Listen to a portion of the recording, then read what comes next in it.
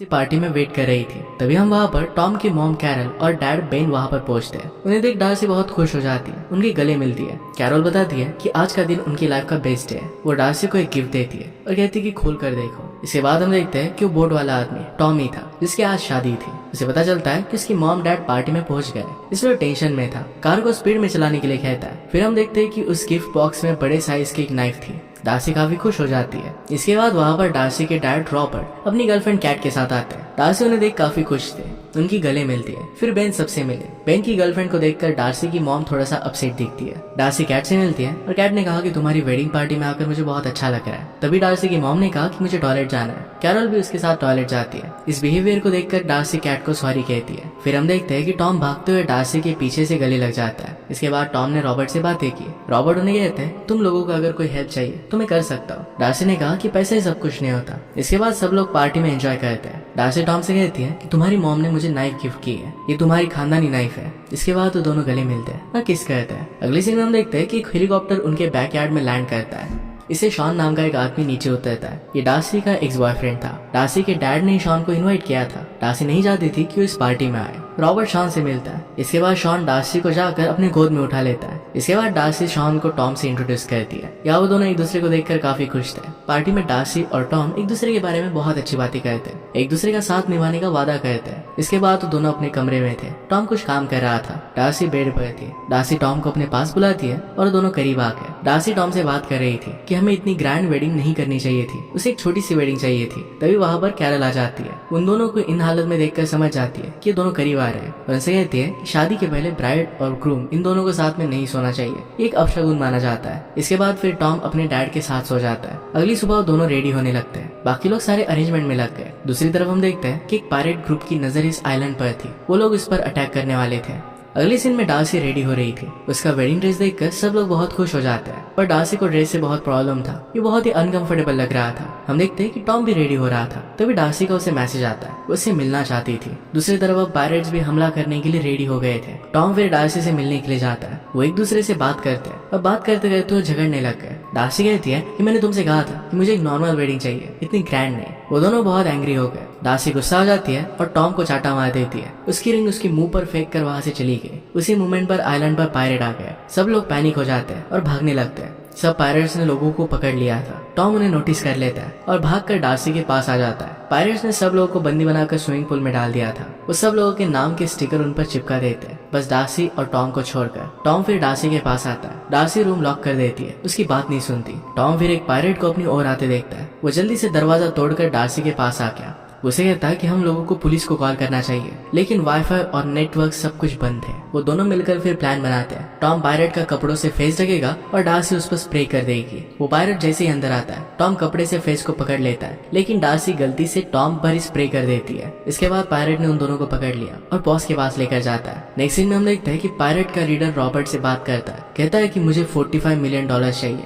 वरना मैं तुम्हारी बेटी को मार डालूंगा। रॉबर्ट ने कहा कि मैं तब तक पैसे नहीं दूंगा जब तक मैं मेरी डॉटर और सन इन लॉ को सेफ नहीं देख लेता। इसके बाद हम देखते हैं कि डार्सी और टॉम को कार में लेकर जा रहे थे। डार्सी उन लोगों को बातों में फंसाने की कोशिश करती है। सब लोग उसे इग्नोर कर रहे थे। डार्सी ने उनसे सिगरेट मांगी और वो उसे दे देते हैं। वो फिर उसी सिगरेट से एक आदमी का सर जला देती है, क्योंकि ऑलरेडी उसने स्प्रे कर दिया था। आग लगने की वजह से वो दोनों ही कार से गिर जाते हैं। इसके बाद कार बड़े से खाई की ओर जा रही थी। कुछ भी कर कार से उतरकर अपनी वो जान बचाते हैं। उसी मोमेंट पर एक पायरेट उन पर हमला कर देता है, पर दोनों मिलकर उस पायरेट को मार डालते हैं। टॉम इस बात से डर गया था। वो सोचता है कि मैंने तो मर्डर किया है, अब मुझे जेल होगी। डार्सी कहती है कि ये सिर्फ एक सेल्फ डिफेंस था, इसके लिए तुम्हें कुछ भी नहीं होगा। इसके बाद वो दोनों पायरेट्स की कुछ चीजें उठा लेते हैं। डार्सी कहती है कि उनके हाथ में एक ग्रेनेड है। टॉम ने कहा कि उस ग्रेनेड की पिन तो मेरे पास है। डार्सी जैसे उस ग्रेनेड को छोड़ती तो एकदम से ब्लास्ट हो जाता। नेक्स्ट दिन हम देखते हैं कि पायरेट्स रॉबर्ट पर प्रेशर बना रहे थे। रॉबर्ट कहता है कि जब तक उसकी डॉटर उसे नहीं दिखती तो $1 भी नहीं देगा। पायरेट फिर उसे स्विमिंग पूल के पास ही छोड़ देते हैं। डार्सी और टॉम उस सिचुएशन से निकले। टॉम उसे कहता है क्या तुम्हारे पास मोबाइल है? डार्सी अपने अंडरवेयर से मोबाइल निकालकर उसे दे देती है। वहाँ पर कहीं पर भी नेटवर्क नहीं था। वो लोग फिर ऊपर के साइड जाने का सोचते हैं। थोड़ी देर चलने के बाद ऊंचाई पर उन्हें एक छोटा सा झोपड़ा दिखा। वहीं पर उन्हें ढूंढते हुए 2 पायरेट्स आ रहे थे। टॉम और डार्सी जल्दी से उस जगह पर जाते हैं और नेटवर्क ढूंढने का ट्राई करते हैं। उन 2 पायलट्स ने उन्हें देख लिया और उन पर वो फायरिंग करने लग गए। डार्सी के हाथ से मोबाइल फोन छूट जाता है। वो दोनों फिर सामने की जिप लाइन पर चढ़ जाते हैं। जिप लाइन से जाते समय डार्सी उन पर ग्रेनेड गिरा देती है। वो दोनों उससे ब्लास्ट हो गए। इसके बाद वो दूसरी तरफ आए और वो दोनों बहुत ही खुश थे,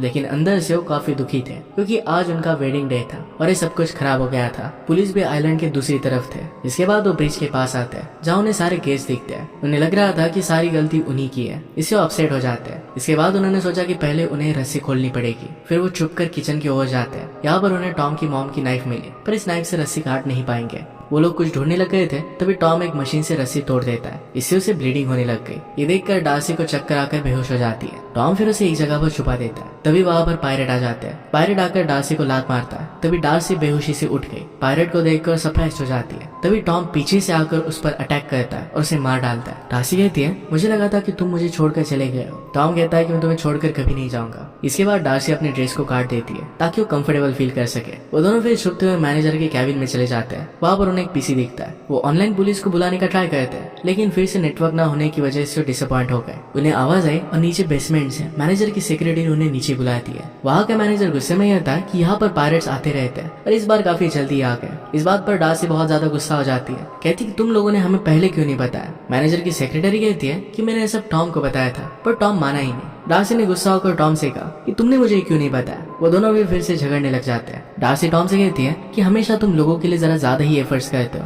और इसी वजह से तुमसे गलती हो जाती है। टॉम फिर डार्सी से कहता है, बाहर से तो तुम बहुत ही बहादुर हो, लेकिन अंदर से काफी डरती हो। क्या ये सब शॉन की वजह से? टॉम को ऑलरेडी पता था कि शायद पायरेट्स अटैक कर सकते हैं और इसी वजह से डार्सी सारी गलती टॉम की ठहराती है। इसके बाद हम देखते हैं कि वहाँ ऊपर पायरेट्स आ गए थे। टॉम धीरे से उनकी बात सुनने की कोशिश करता है। वहाँ का मैनेजर कहता है कि वो लोग ना इंग्लिश में बात करते ना फिलीपाइंस में, तुम लोग उनकी बात नहीं सुन सकते। टॉम फिर डिसाइड करता है डार्सी को उसने अंदर ही रुकने के लिए कहा और खुद ऊपर जाता है। वहाँ उसे पायरेट्स पकड़ लेते हैं। वो उसे बाकी लोगों के पास लेकर गए। उससे वो डार्सी के बारे में पूछते हैं। तो टॉम कहता है, मुझे डार्सी के बारे में कुछ भी नहीं पता। शॉन ने कहा कि तुम्हें पता है, पर तुम बताना नहीं चाहते। टॉम शॉन से कहता है कि ये सब होने के पीछे तुम ही रीजन हो। टॉम ने पायरेट्स के कान में जाकर कुछ कहा। इससे वो गुस्सा हो जाते हैं और टॉम को मारते हैं। इसके बाद टॉम शॉन का गला पकड़ लेता है। सबसे कहता है कि यही असली गैंगस्टर है, इसने पायरेट्स के साथ मिलकर ये सब किया है। ये रॉबर्ट के पैसे चुराना चाहता है। शॉन ने कहा कि तुम सब लोग इसकी बातों पर बिलीव मत करो।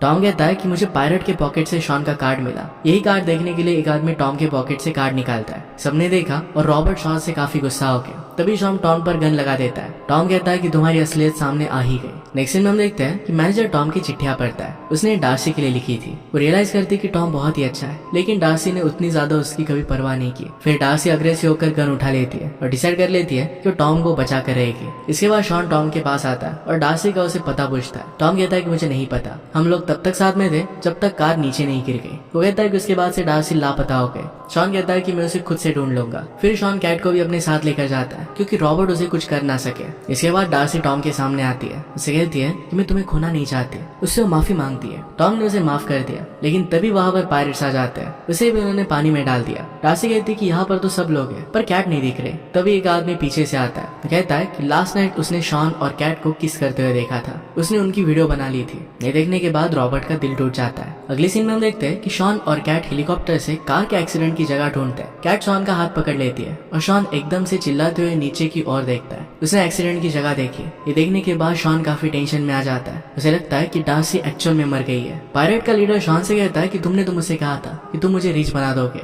शॉन कहता है कि फिक्स नहीं है। पायरेट ने कहा कि मुझे सारा पैसा चाहिए। कैट ने कहा कि टेंशन मत लो। पायरेट का उसने सीट बेल्ट खोल दिया और नीचे गिर जाता है। शॉन ने कहा कि तुमने किया क्या। कैट पायलट को वापस पीछे चलने के लिए कहती है। शॉन कैट से कहता है कि तुमने सही किया। कैट कहती है कि मुझे पता है, मैं सब कुछ ठीक ही करती हूँ। नेक्स्ट सीन में हम देखते हैं कि डार्सी और टॉम एक दूसरे से बात कर रहे थे। पायलट उनसे कहता है कि आपस में बात मत करो। टॉम पायलट के रखे हुए ग्रेनेड को देख लेता है। उसे एक आइडिया आया। डार्सी को कहता है कि मैं जैसा कहूँ वैसे ही करना। टॉम सबके सामने खड़ा होकर कहता है कि शादी के लिए यही सही समय है। वो डार्सी को शादी के लिए पूछता है। डार्सी भी मान जाती है और कहती है कि मैं भी टॉम से बहुत प्यार करती हूँ। पायलट उन्हें रोक लेता है। डार्सी के डैड उनसे कहते हैं कि शादी के पैसे वो पायलट्स को दे देंगे। पायलट फिर मान जाता है। डार्सी कहती है कि लड़के वाले एक तरफ और लड़की वाले एक तरफ आ जाओ। पहले सबको कुछ भी समझ में नहीं आता। टॉम फिर उन्हें इशारे करता है और इसके बाद लोग समझ गए थे। अपनी अपनी साइड पर वो खड़े हो जाते हैं। इसके बाद हम देखते हैं कि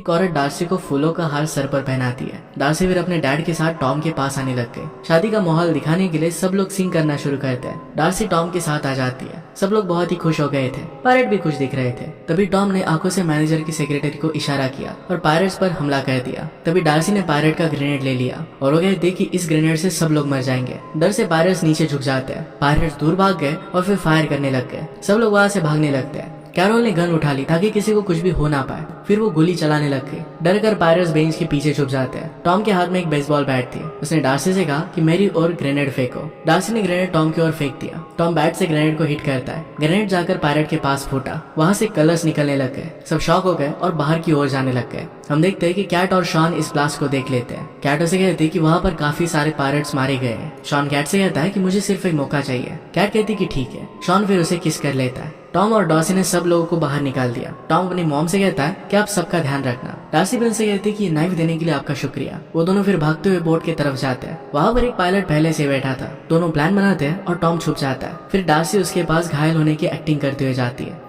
डार्सी को देखकर पायरेट उसके पास जाता है। तभी डार्सी उसका मोबाइल उड़ा देती है। टॉम उस पर गन लगा देता है। दोनों ने पायरेट को पेड़ से बांध दिया और वो आगे बढ़ गए। दोनों भागते हुए बोट की तरफ जाते हैं। डार्सी कहती कि बोट पर जस्ट मैरिड लिखा था। ये वही बोट थी जो टॉम ने लाई थी। डार्सी टॉम से कहती कि ये सब तुमने मेरे लिए किया। टॉम कहता है कि मैं तुम्हें एक परफेक्ट वेडिंग देना चाहता था, पर ये सब हो नहीं पाया। मैंने तुम्हारी बात नहीं मानी। वो दोनों फिर एक दूसरे को बहुत प्यार से देखते हैं। तभी वहां पर शॉन आ जाता है और फायरिंग करने लगता है। फायरिंग की वजह से बोट की रस्सी टूट जाती है। दोनों छुप जाते हैं और टॉम शॉन पर फायर करने लगता है। डार्सी शॉन से कहती कि तुम एक मॉन्स्टर हो। शॉन डार्सी से कहता है कि मैं मॉन्स्टर नहीं, एक एंटरप्रेन्योर हूँ। फायरिंग चल रही थी और टॉम का गन का एमो खत्म हो जाता है। वो डार्सी को बोट स्टार्ट करने के लिए कहता है। वो दोनों बोट से दूर जा रहे थे। तभी शॉन बोट पर कूद जाता है और बोट को उसने पकड़ लिया। हम फिर देखते हैं कि कैट हेलीकॉप्टर से उन पर अटैक कर देती है। शॉन भी बोट पर आ गया था और डार्सी को बोट रोकने के लिए कहता है। डार्सी कहती है कि तुम मुझे मार सकते हो, पर मैं बोट नहीं रोकूंगी। शॉन कहता है कि मैं टॉम को मार दूंगा और वो एक गोली चलाता है। टॉम इस गोली से बच गया था। वो दोनों फाइट करने लग जाते हैं। ये सब देखकर डार्सी बोट तेजी से चलाती है।